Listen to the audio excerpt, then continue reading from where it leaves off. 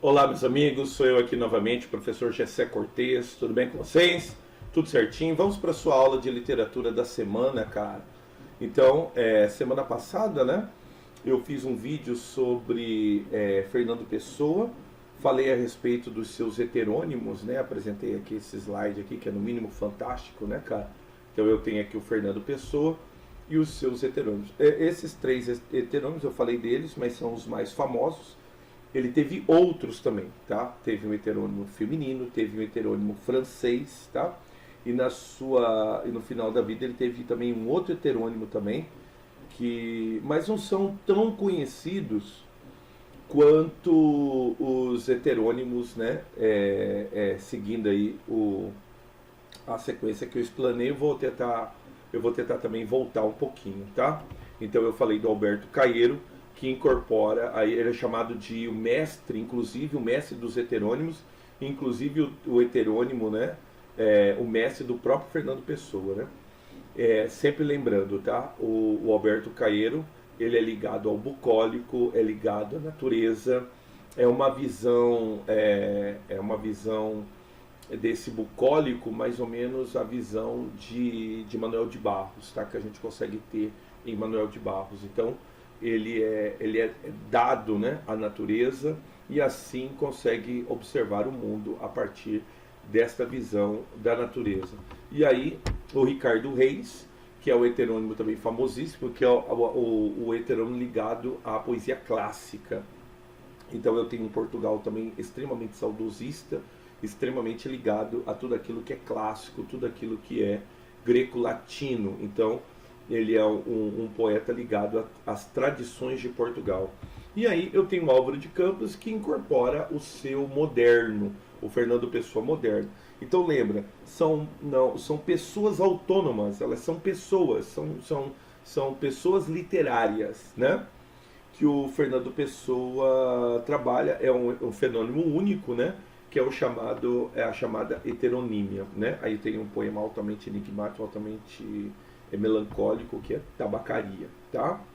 Muito bem. E aí, eu falei a respeito desse heterônimo, né? Dessas características de alguns desses heterônimos, desses personagens, vamos dizer assim, personagens literários, né? Falei tudo isso semana passada, tá? E aí, o último que faltou falar seria o Fernando Pessoa ele mesmo, tá? E aí eu quero fazer alguns exercícios com vocês. Só me acompanhe aqui. O poeta e autor português Fernando Antônio Nogueira Pessoa, mais conhecido como Fernando Pessoa, nasceu na capital portuguesa Lisboa em 1888. Ele é, sem dúvida, um dos mais importantes poetas do idioma português da literatura planetária, comparável somente a Camões. Conquistou a maestria da língua inglesa na África do Sul, onde foi aos 7 anos após o matrimônio da sua mãe, né?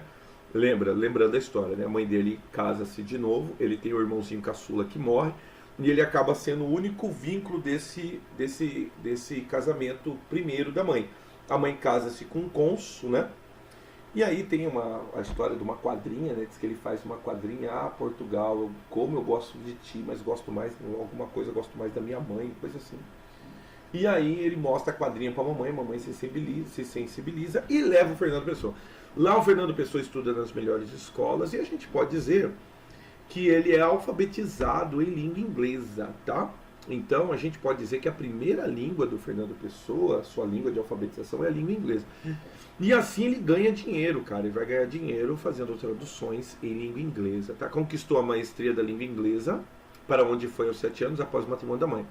De suas 4 obras lançadas enquanto vivo, 3 foram compostas nesse idioma. Então eu tenho o Livro dos Desassossegos, Fixações do Interlúdio, Da Floresta de Alheamento, O Banqueiro Anarquista e O Marinheiro. O Marinheiro eu coloquei aqui, mas é uma obra que ela é feita dentro da revista Orfeu, já vou falar a respeito, tá? E aí, o livro Mensagens, que necessariamente é o livro que é o único livro que ele publica em vida, tá? Fernando Pessoa conta e chora, né, a insatisfação da alma humana, a sua precariedade, a sua limitação, a dor de pensar, a fome de se ultrapassar, a tristeza, a dor da alma, tá? Humana que se sente incapaz de construir e que, Comparando as possibilidades miseráveis com a ambição desmedida, desiste, adormece no mar de sargaço e dissipa a vida no tédio, tá? Aí eu tenho essa definição que é de Fernando Pessoa, ortônimo. Toda vez que a gente fala de Fernando Pessoa, ele mesmo, a gente usa ortônimo, tá? Essa palavra que remete a São Fernando Pessoa, ele mesmo. Os remédios para esse mal são o sonho, a evasão pela viagem, o refúgio na infância, a crença no mundo ideal e oculto, situado no passado, e a aventura do sebastianismo messiânico e o estoicismo de Ricardo Reis, etc. Todos esses remédios são tentativas frustradas, porque o mal é a própria natureza humana e o tempo de sua condição fatal. E o tempo, né, a sua condição fatal. É uma poesia cheia de desesperos e de entusiasmos febris, de náusea, tédios e angústias iluminados por uma inteligência lúcida, febre de absoluta insatisfação do relativo. A poesia está não na dor experimentada ou sentida, mas no fingimento dela, apesar do poeta partir da dor real, a dor que deveras sente. Não é arte sem imaginação, sem que o real seja imaginado, de maneira a exprimir-se artisticamente e ser concretizado em arte. Esta concretização opera na memória a dor inicial, fazendo parecer a dor imaginada mais autêntica do que a dor real. Podemos chegar à conclusão de que há 4 dores: a real, a que o poeta imagina, finge, a dor real do leitor, a dor lida, ou seja, a intelectualizada, que provém da interpretação do leitor. De que nós estamos falando aqui no final? Estamos falando de autopsicografia, tá? Um dos poemas mais lidos, mais comentados, mais analisados de Fernando Pessoa, que o define, né, como poeta fingidor, né? Porque assim ele começa, né, o primeiro período. O poeta é um fingidor. Finge tão completamente que chega a fingir que é dor, a dor que deveras sente. E os que leem o que escreve, na dor lida, sentem bem. Não as 2 que ele teve, mas só a que eles não têm. E assim, nas calhas da roda, gira a entreter a razão, esse câmbio de corda que se chama coração. Então, autopsicografia, no caso, Fernando Pessoa, tá? E aí eu vou passar por uma análise de poemas, eu não vou fazer isso com vocês, eu quero ir imediatamente para os exercícios, pode ser? Então vamos lá? Vamos para os exercícios que nós temos na apostila. Abre lá sua apostila, página 27, tá bom? Apostila, página 27, tá? E aí a gente vai tentar experimentar alguns exercícios da apostila. Me acompanhe aí com os exercícios da apostila. Assinale a alternativa correta a respeito das 3 afirmações abaixo. Vamos tentar? Vamos lá. Os heterônimos de Fernando Pessoa nascem em um múltiplo desdobramento da sua personalidade. Correto, cara? Então, é uma difícil definição. Como definir os heterônimos, né? Então, é um múltiplo desdobramento da personalidade do próprio Fernando Pessoa. Ele que já fazia isso quando era criança, tá? Então, quando ele era criança, ele já fazia prática, né, desses heterônimos, né? Deixa eu fazer uma pergunta aqui no Google, rapidinho aqui, ó. Heterônimo francês de Fernando Pessoa. Esse heterônimo ele já pratica, tá? Quando ele é adolescente, tá bom? Tem aqui, vamos ver se a gente acha fácil o nome dele aqui, Fernando Pessoa, e o heterônimo dele francês. Vamos ver se a gente acha aqui. Deixa eu ver aqui. Não é tão fácil de achar, né? É algo que é uma pesquisa mais apurada, né? Então, o nome do heterônimo francês de Fernando Pessoa, tá vendo aqui, ó? São os mais celebrados, né? O Ricardo Reis, o Álvaro de Campos e o Alberto Caeiro, tá? São os heterônimos mais celebrados, né? Eu não vou conseguir achar o nome, né, cara, do heterônimo francês de Fernando Pessoa, tá? Pois bem, ele que vai ter outros heterônimos, tá? vai ter também,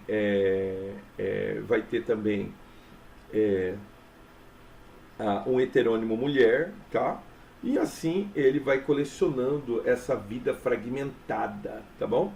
Ele vai fragmentando a sua própria vida e assim ele cria esses personagens que são eternizados na literatura, tá bom? Esses seus heterônimos. Então eles nascem de um múltiplo desdobramento de sua personalidade. Correto, cara. Número 2. Alberto Caeiro é o poeta que se volta para o campo, procurando viver em simplicidade. Volto a dizer, eu gosto sempre de fazer esse tipo de analogia, tá? O Alberto Caeiro encarna aquilo que talvez Manuel de Barros foi para nós, tá? Então ele vê no campo uma vida ideal, vê em meio à natureza esse idílico, né? Dessa vida que se concretiza, essa vida que ele para ele é completa, né? Então para Alberto Caeiro, a vida no campo é uma vida de simplicidade, mas uma vida que o completa. Corretamente. Dá uma olhada no 3. Ricardo Reis é o poeta moderno, que do desespero atrai a própria razão do ser. O elaborador dá uma prosseguida aqui, tenta dar uma enrolada, mas o Ricardo Reis é o poeta ligado ao clássico, à literatura clássica de Portugal. Então, vejamos o seguinte, entendamos, tá? O que é esse sentimento português na primeira década do século XX. Então, é muito importante, né? Você pode fazer o levantamento da história lá. O rei de Portugal é assassinado na primeira década do século XX. O que vai levar Portugal gradativamente, eu acho que vai levar uns 2 ou 3, 4 anos, uma coisa assim, à república. E aí há um sentimento, porque a monarquia está estritamente ligada à glória de Portugal. Então perder a monarquia é como desistir da glória de Portugal.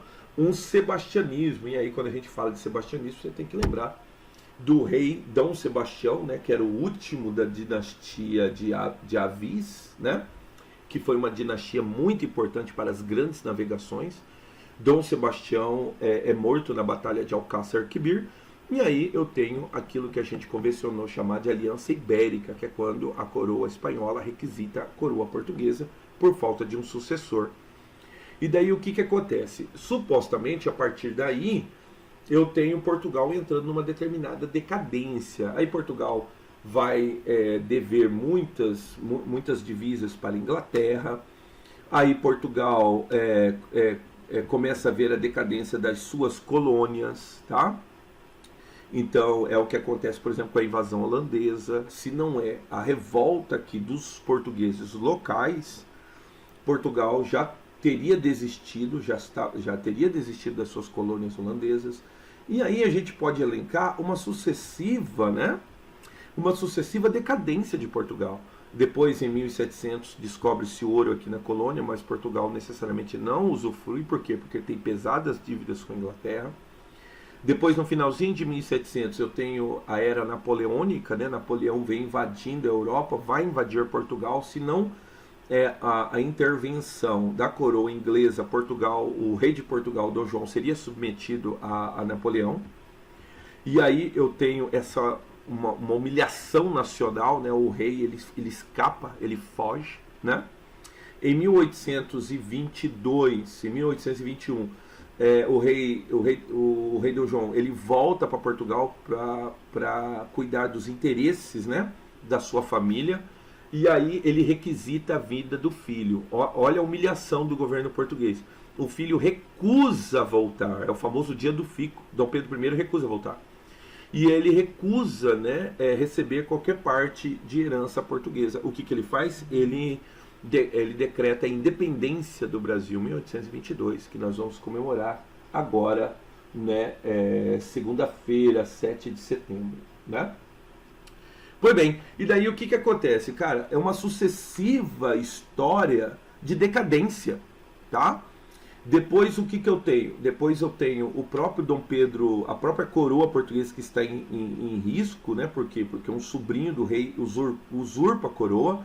E aí Dom Pedro I abdica do trono em favor do filho, Dom Pedro II, e vai a Portugal brigar pela coroa portuguesa. Consegue a vitória, estabiliza, mas aí ferimentos, etc., né? Ele morre, né?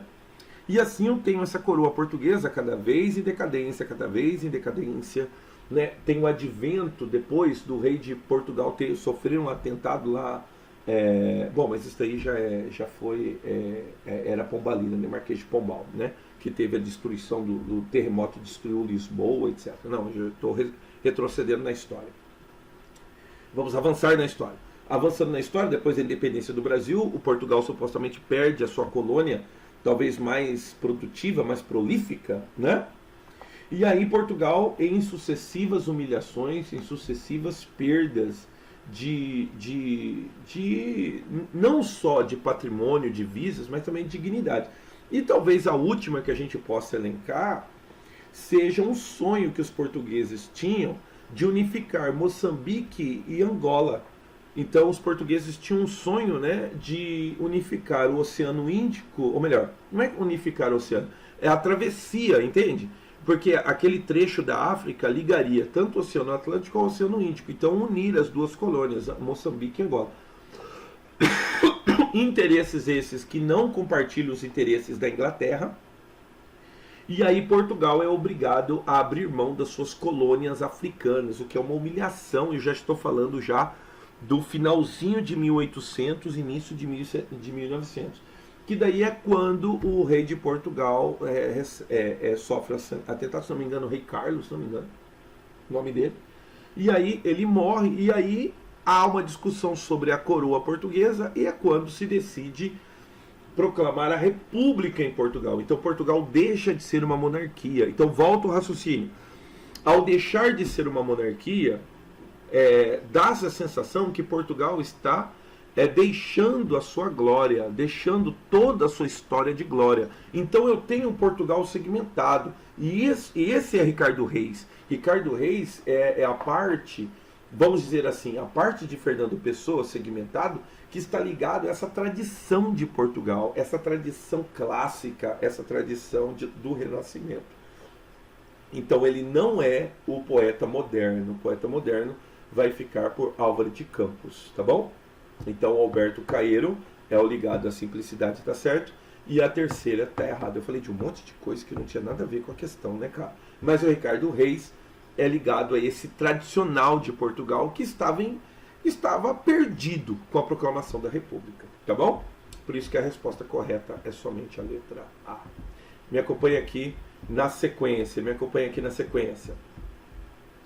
Eu tenho o que aqui agora? Eu tenho o psicografia que eu acabei de ler ali para você, tá? O poeta é um fingidor, autopsicografia.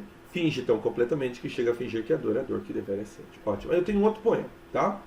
Sonho que sou um cavaleiro andante por desertos, pois sóis, por noite escura, paladino do amor, busco anelante o palácio encantado da aventura. As estrofes acima são respectivamente dos poetas. Bom, o primeiro você sabe que é Fernando Pessoa, e o segundo, né, cara, a gente vai atribuir a Antero de Quental, tá bom? Então aí no caso aí um poeta realista, tá bom?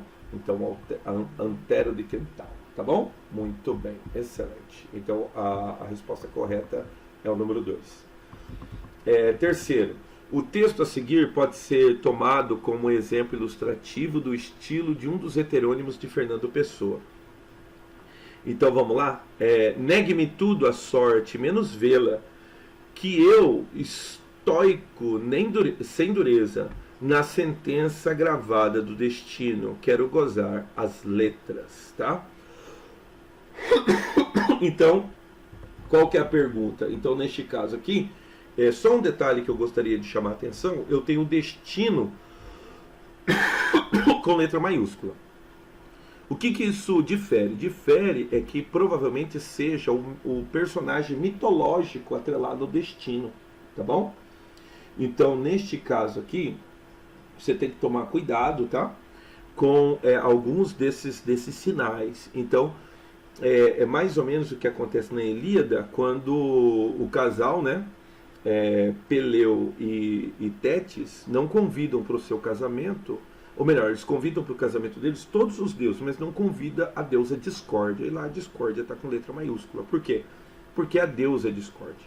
Então negue-me tudo a sorte, menos vê-la, que eu, estoico sem dureza, na sentença gravada do destino, e destino com letra maiúscula, quero gozar as letras. Então, nitidamente aí, uma evocação, né, cara, a um poema clássico, tá bom?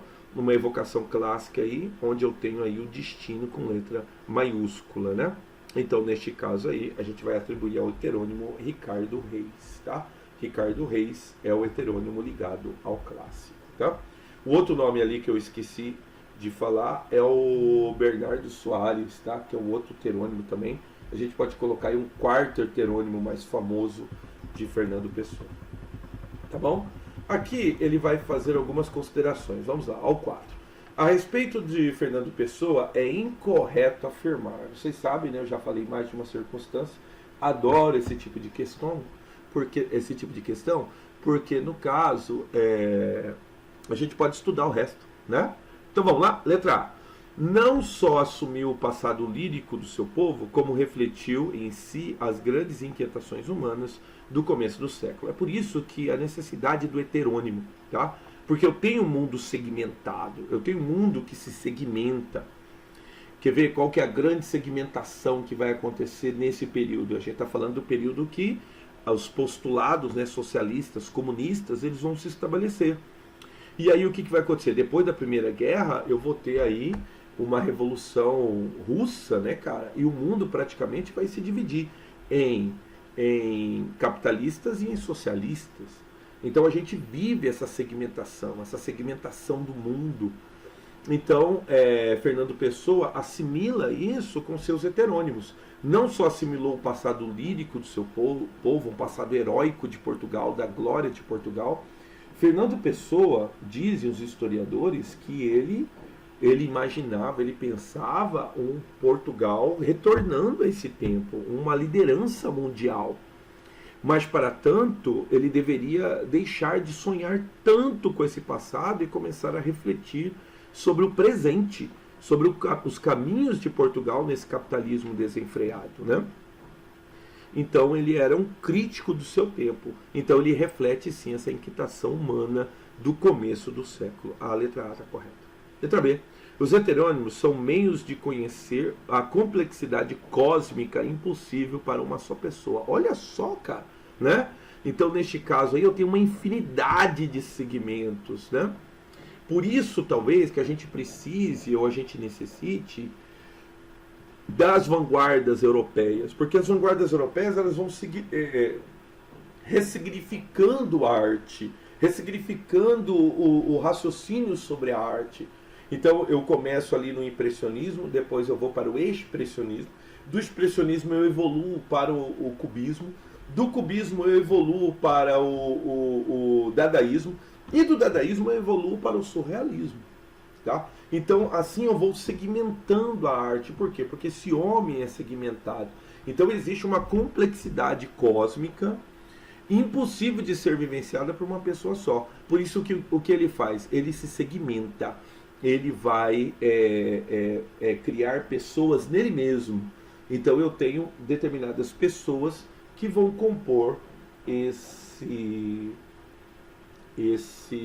Fernando Pessoa, tá? Nos seus heterônimos. A letra B está correta. Letra C. Ricardo Reis simboliza uma forma humanística de ver o mundo através do espírito da antiguidade clássica. Isso mesmo. Se ele está atrelado à antiguidade clássica, então correta a definição sobre Ricardo Reis, tá? Junto com Mário de Sá Carneiro, redige a publicação do segundo número de Orfeu em 1916. Correto, cara. Então, só para constar, tá bom? Em 1915, o que vai acontecer? Vai sair o primeiro número da revista Orfeu. O que era a revista Orfeu? A revista Orfeu foi uma revista sobre a modernidade. Então, uma revista que inaugura necessariamente o modernismo em Portugal.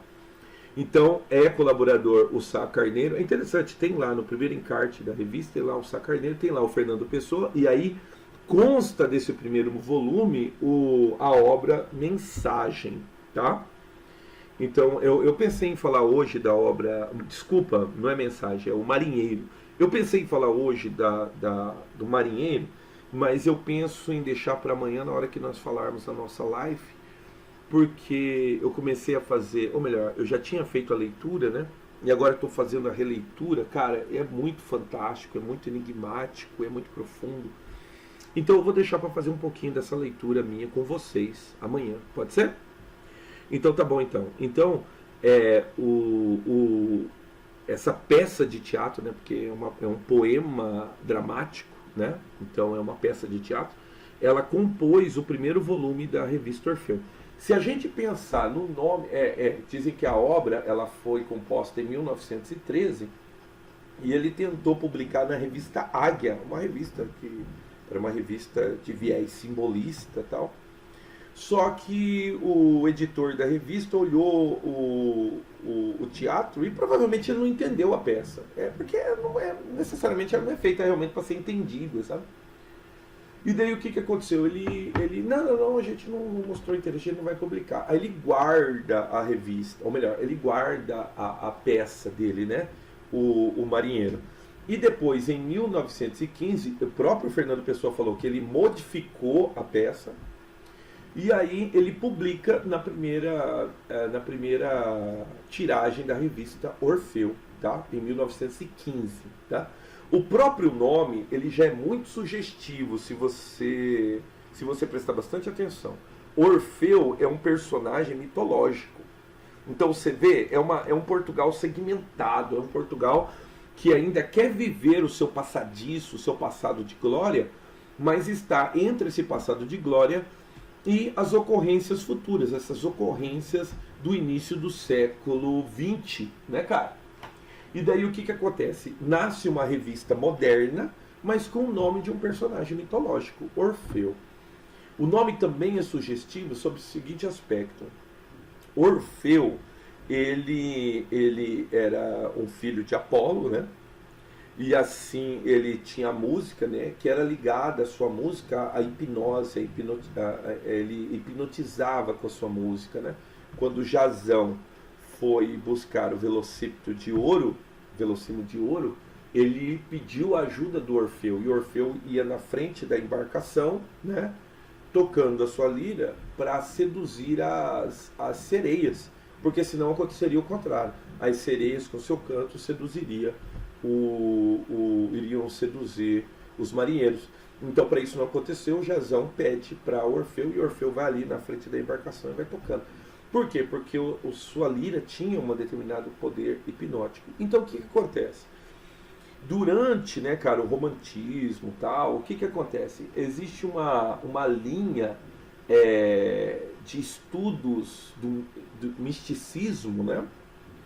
Que essa linha de estudos do misticismo, no primeiro momento, ela vai se chamar orfismo. Então, o orfismo passa a ser o estudo daquilo que é místico, daquilo que é metafísico, daquilo que é imaterial. Então, claro, aí na hora que eles adotam o nome Orfeu, eles estão querendo, ou não, fazendo menção também a essa religião antiga, tá? Uma religião ligada ao misticismo, aquilo que é imaterial, aquilo que não é desse mundo. Então, o nome da revista é altamente sugestivo. Ela teve somente 3 tiragens, tá? Volume 1, volume 2 e volume 3. E claro, junto com Mário de Sá Carneiro, que na época configura-se um dos grandes nomes também desse modernismo português, ele publica o segundo volume, o segundo número da revista Orfeu. Correto, cara, a letra D tá correta. E a letra E, tá tudo certo, tá? Só a letra E para estar errada. Vamos ver? Em A Tabacaria, de Alberto Caeiro, mostra seu desejo de deixar um grande centro em busca da simplicidade do campo. Né? Na verdade é o contrário, né? A tabacaria, o próprio nome já sugere, né? É um lugar onde se vende tabaco, é um lugar onde se vende cigarro, é onde as pessoas se encontram. Então, supostamente, o Alberto Caeiro, ele está numa... tá, não é o Alberto Caeiro que é o autor de Tabacaria, tá? É isso mesmo, é isso que está errado. O autor de Tabacaria é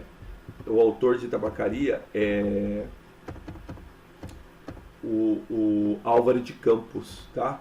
O Álvaro de Campos, que é o autor de Tabacaria. Isso mesmo, tá aqui, ó, Álvaro de Campos, tá bom? Isso mesmo, é isso que tá errado, né? E outra também, a temática também está errada. Porque em tabacaria, é o Álvaro de Campos que está olhando a loja, né, a tabacaria, e ele começa a raciocinar sobre a sua própria existência e a existência das outras pessoas. É um poema altamente melancólico, altamente enigmático, tá bom? E extenso, tabacaria é muito extenso, mas que fala a respeito da cidade. Então, sempre lembrando, né? Álvaro de Campos é a faceta moderna, é o heterônimo moderno, né, que evoca a modernidade do Fernando Pessoa. Então tá errado, tá? Então tá errado aqui. A alternativa aí tá errada. Tá bom, olha a número 5 aqui. Olha o que a número 5 vai propor para nós, tá? Ele vai tentar jogar com o seu conhecimento a respeito dos heterônimos. Então vamos lá? Relacione os fragmentos a seguir de acordo com as características dos heterônimos de Fernando Pessoa. Então vamos lá? Mais serenamente, imita o Olimpo. Olha, ó, imita o Olimpo. Na hora que imita o Olimpo, você está falando do viés clássico, né, dos heterônimos. Quem é que vai incorporar os viés clássicos dos heterônimos? O Ricardo Reis. Então, Ricardo Reis configura os viés clássicos dos heterônimos. Então, o número 1 a gente vai atribuir a Ricardo Reis, tá? Vamos lá, vamos para o outro aqui. Diz lá, começo a conhecer-me, não existo, sou um intervalo entre o que desejo ser e os outros me fizeram. Ser e os outros me fizeram, ou metade desse intervalo, porque também a vida sou assim, enfim, né? Então, um poema altamente introspectivo, né? Você teria que fazer uma leitura mais aprofundada para você poder extrair as características. Contudo, a gente vai atribuir a Álvaro de Campos, tá? Então, é o que encarna o viés moderno, né? O heterônimo ligado à modernidade. Muito bem. Dá uma olhada aqui. Eu não tenho filosofia, tenho sentidos.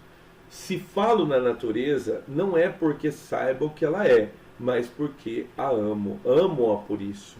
Porque quem ama nunca sabe o que ama, nem sabe por que ama, nem o que é amar. Amar é a eterna inocência, é a única inocência, e a única inocência não pensar, né?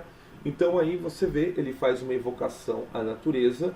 Se ele faz uma evocação à natureza, é o heterônimo ligado a esse idílico, é o mestre heterônimo chamado Alberto Caeiro. Alberto Caeiro, tá? Muito bem. Caeiro. O C aqui não veio. Alberto Caeiro, certo? E o último aqui, cara, é o heterônimo, né? Que não é tão famoso, mas a gente pode colocar aí como quarto heterônimo, e até porque também foi o único que faltou, né? Você está vendo aqui? Bernardo Soares. Então eu tenho Bernardo Soares, que foi o heterônimo que faltou aqui na nossa relação. Não é tão famoso como os outros três, tá? Mas aí, no caso, também foi o único que sobrou. Então, o primeiro lá é Ricardo Reis, número 1. Então, aqui, Ricardo Reis, número 1, tá? Aí, depois, Álvaro de Campos, número 2. Álvaro de Campos, número 2. Ricardo Reis, número 1. Álvaro de Campos... Não, peraí. Eu estou fazendo errado a ordem aqui. O 4 é Bernardo Soares, então aqui no Bernardo Soares 4 é a ordem que tem que aparecer, tá? Depois, aqui o 4, Bernardo Soares. Depois, na ordem lá, né? Na ordem que está aparecendo o número aqui, o 4, Bernardo Soares. E depois o poema 4 é o Bernardo Soares, está aqui. Então, não pode ser nenhuma outra alternativa, senão a letra A, tá bom? O poema número 2. O poema número 2 é atribuído a Álvaro de Campos. Está aqui, Álvaro de Campos, número 2. Entendeu como é que é a sequência? Aqui, ó. 4, 2, tá? Aí depois o outro, na sequência, o terceiro é atribuído a Alberto Caeiro. Então aqui é Alberto Caeiro, número 3. Fechou? Alberto Caeiro, número 3. E depois o primeiro poema é atribuído a Ricardo Reis. Então correto aqui, número 1. Na sequência aqui, 4, 2, 3, 1. 4, 2, 3, 1. A resposta correta é a letra A. Enjoado de fazer, né? Enjoado de fazer. Vai lá. Aí eu tenho aqui uma proposta, se não me engano, essa foi uma proposta de Enem, tá? Foi uma proposta de Enem. Aí eu tenho aqui o Agar e o seu filho, o filho dele que é o Hamlet, né? Acho que o mundo é redondo. É mesmo? Aí o Agar deu uma olhada assim e falou: vou levar você a um oculista, né? Tá bom. A tirinha acima estabelece uma interessante relação ideológica com o poema de Fernando Pessoa, Eu Sou do Tamanho do Que Vejo, tá? Vamos dar uma olhada? Da minha aldeia vejo quanto da terra se pode ver o universo. Por isso minha aldeia é grande como outra qualquer, porque sou do tamanho do que vejo e não do tamanho da minha altura, tá? E aí o Enem vai fazer uma proposta. A tira de Agar e o poema de Alberto Caeiro, um dos heterônimos de Fernando Pessoa, expressam com linguagens diferentes uma mesma ideia, a de que a compreensão que temos do mundo é condicionada essencialmente ao alcance de nossa cultura, tá? Então você vai saber o tamanho que o mundo tem à medida em que você tiver determinada cultura. Se você não tiver determinada cultura, vai ser igual o pai de Agar, ou melhor, o pai do Hamlet, o Agar, que olhou assim e falou assim: ah, cara, esse menino aí tá precisando de um oculista, né, cara? Isso daí não tem condições, né?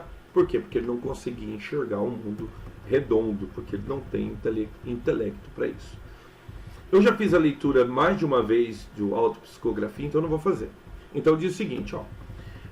A palavra título indica que, por que autopsicografia? Não sei se você lembra, se é uma psicografia, é algo que você escreve depois que você morreu, não é verdade? Você escreve com a sua morte.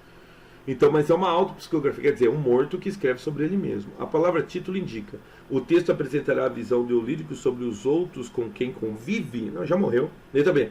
O poema tecerá considerações sobre a subjetividade do próprio lírico. É verdade? Então, neste caso aqui, uma autossubjetividade. O poema, vamos colocar assim, a hipérbole das subjetividades. O texto discutirá a formação do leitor. Não. O poema dialogará com os leitores em potencial. Também não. O poema tecerá considerações sobre o amor. O correto é a letra B. Tá? Então vamos lá, então.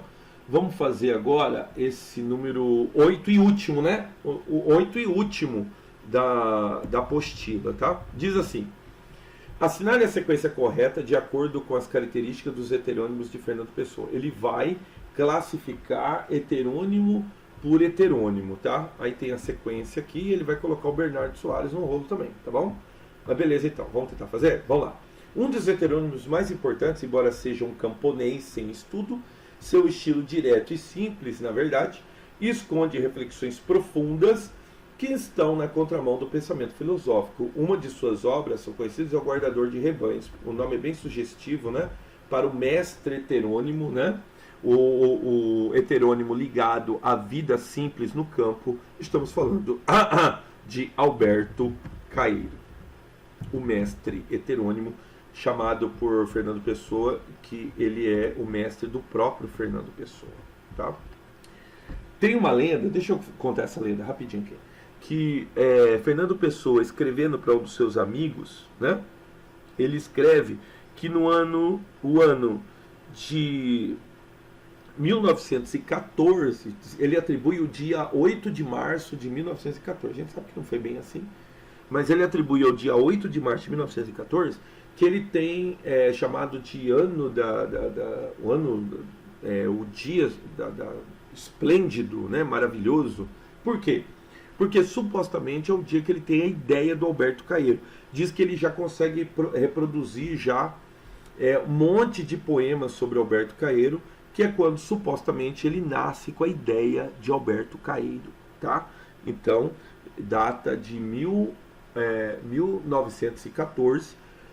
que quando ele teve essa ideia... Ah, tá, diz que ele concebe não Alberto Caeiro, mas os 3 heterônimos, tanto o Ricardo Reis como o Álvaro de Campos, tá? Diz a lenda, entendeu? Tá, vamos lá para a definição do 2. Sua obra é marcada por 3 fases. A primeira, que é o tédio, o único que é dividido em 3 fases, que configura a modernidade desses heterônimos, é o Álvaro de Campos. Então deixa eu colocar aqui, Álvaro de Campos, tá bom? Muito bem. Então é legal o exercício que dá para você estudar, né? Sua obra é marcada por 3 fases. Na primeira é a do tédio e busca por diferentes experiências que marcam a poesia. A segunda, a crença na civilização. E a terceira, um intimismo, uma introspecção, um pessimismo, que vai dar origem ao poema Tabacaria, tá? Vamos lá. O terceiro, apresenta uma linguagem culta e clássica em poemas que fazem alusões à mitologia grega, é pouco espontâneo e em sua poesia predomina um tom sentencioso de caráter moralizante. De quem nós estamos falando? Que é ligado à poesia clássica, isso mesmo, Ricardo Reis, tá? Então aí, Ricardo Reis. Muito bem. Claro, e aí a gente tem, por último, que sobrou, é claro, vai ser o Bernardo Soares. Vamos tentar uma definição sobre Bernardo Soares aí?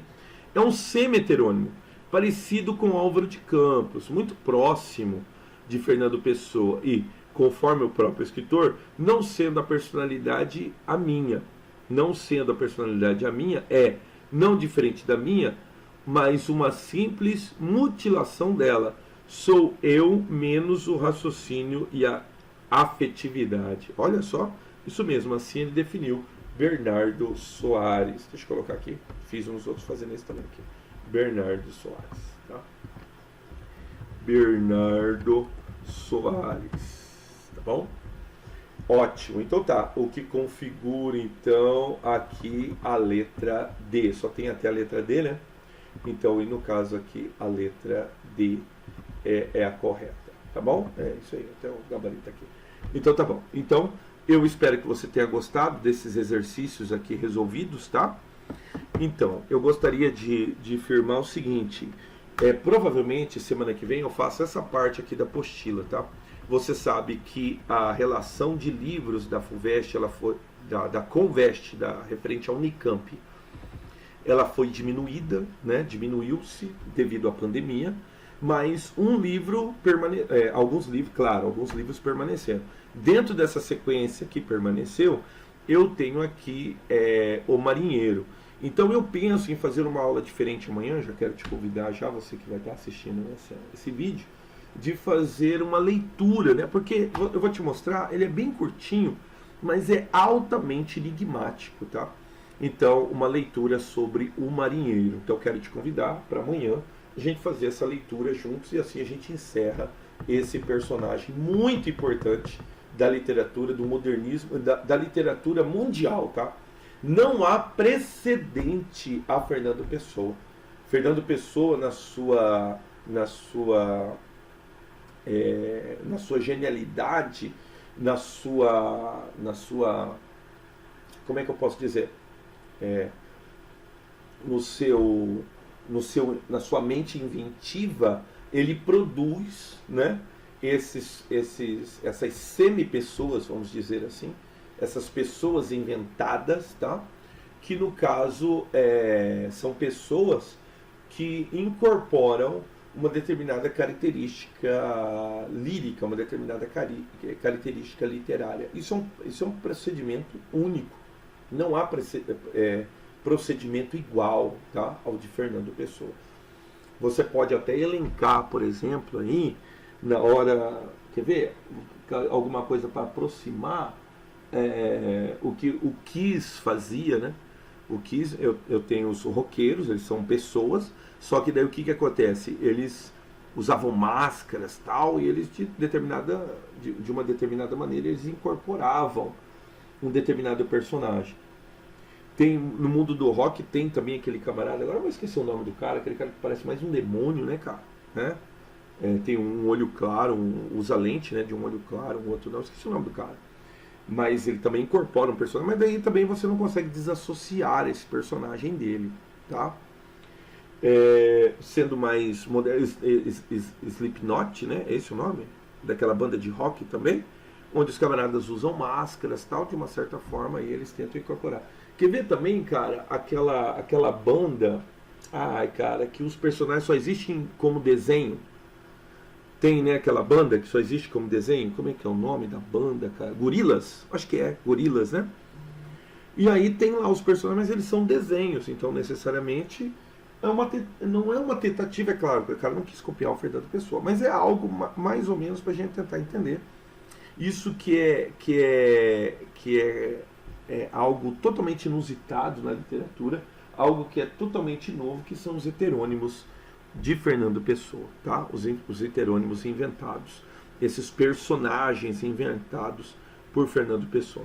Eu tenho toda uma análise de O Marinheiro na apostila, é só se você quiser fazer uma leitura prévia, tá? Do drama estático em um quadro, tá bom? Mas eu quero fazer uma aula diferente. Eu quero fazer uma leitura junto com vocês, tá bom? Eu quero fazer uma leitura pra gente tentar ir experimentando, né? A leitura não é comprida, cara. A gente está falando aí de 3, 4 páginas, você consegue facilmente baixar na internet, tá bom? Então eu quero dedicar aí essa leitura para a semana que vem, ou melhor, para essa aula de sexta-feira, essa minha live, para que depois a gente possa falar somente de modernismo no Brasil, conforme a apostila sugere, tá bom? Bom, falei mais que a minha boca, espero que vocês tenham gostado, tá bom? Até amanhã, para a gente encerrar Fernando Pessoa, tá? Um abraço e até daqui a pouquinho.